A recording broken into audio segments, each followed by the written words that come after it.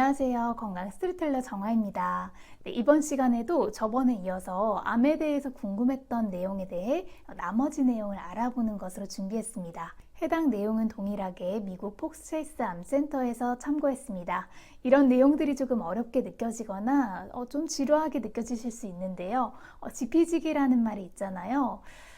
저희 어머님도 힘든 상황에서도 공부를 끊임없이 하셨는데요. 적을 알고 나를 알면 100번 싸워도 위태롭지 않다는 그 뜻처럼 자신의 강점과 약점을 정확하게 하는 것이 성공으로 가는 길에서 매우 중요하고 또 목표 달성에 한층 더 가까워질 수 있는 길인 것 같습니다. 네, 조금 서론이 길어지는 것 같아서 바로 이어서 시작할게요. 네, 6번째인데요. 네, 과연 암이 치료될 수 있는가입니다. 네, 결론적으로 말씀드리면 암은 완전히 치료될 수 있습니다. 네, 보통 우리가 치병을 하면서 효과가 있는 것처럼 보일 때 암이 완화되었다고 말하는데요. 그 과정에서 관해라는 단어를 사용합니다. 이 관해라는 단어를 잘못 해석해서 정식 명칭이 아닌 기능의학적인 단어라고 생각하시는 분들도 계시는데요. 그렇지는 않습니다. 부분 관해는 50% 이상 암이 줄어들지만 사라지지 않을 때 이렇게 표현하고, 완전 관해는 더 이상 암의 징후가 없다는 것을 의미합니다. 그래서 암이 완전 관해 상태에서 시간이 지날수록 다시 재발할 가능성은 줄어들고, 의료진은 특정 시기가 지나게 되면 암이 치료되었다라고 판단합니다. 그래서 어떠한 경우에도 암에 걸리면 치병이 어렵다라고 속단하시는 건 잘못된 판단입니다. 7번째는 암의 단계는 무엇이고 무엇을 의미할까요? 입니다. 총 5가지로 분리하고 영기부터 사기까지 나뉘는데요. 영기는 암이 확인되었지만 인근 조직으로 전이가 되지 않았음을 의미합니다.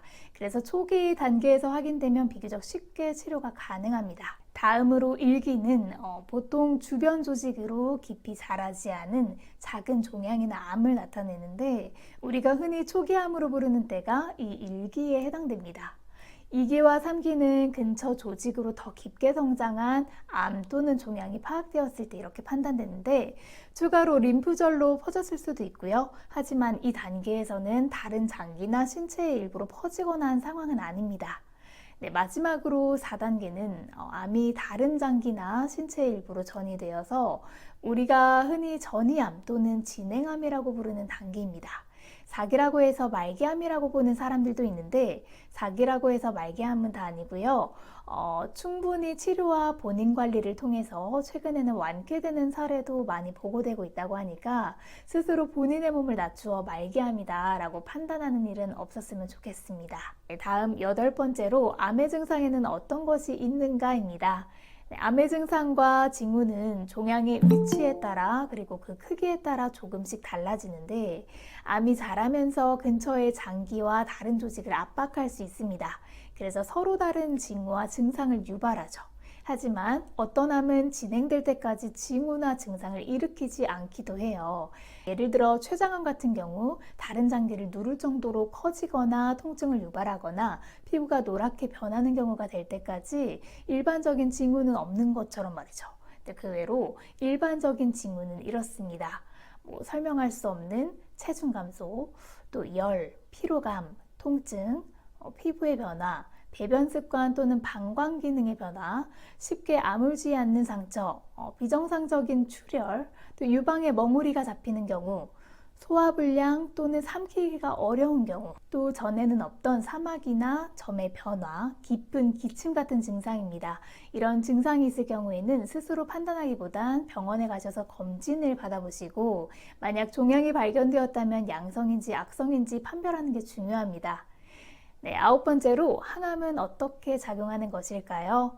항암 화학요법은 암세포를 파괴하기 위해 약물을 이용하는 건데요.